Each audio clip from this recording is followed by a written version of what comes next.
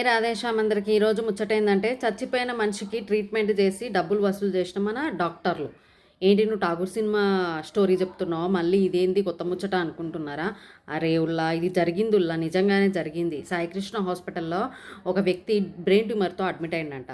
So వాళ్ళ ఇంట్లో ఎంత డబ్బైనా ఖర్చు పెడతారని తెలుసుకొని వాళ్ళ దగ్గర నుండి డబ్బులు గుంజడానికి చచ్చిపోయిన అతన్ని ట్రీట్మెంట్ చేస్తున్నామని చెప్పేసి పైసలు అయితే గుంజిర్రంట.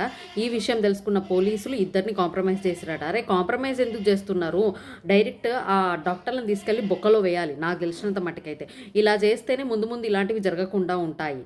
పైసలు ఇలాంటి వాళ్ళు మన పేదోళ్ళని ఎంత అయినా డబ్బు పెడతారు, అప్పో సొప్పో తెచ్చైనా ప్రాణాలు కాపాడుకుంటారని చెప్పేసి డాక్టర్లు ఇలా పైసలు గుంజుతున్నారు పేదోళ్ళ దగ్గర నుంచి. అదే ఉన్నగల నుంచి గుంజుతారా? అస్సలు గుంజరు.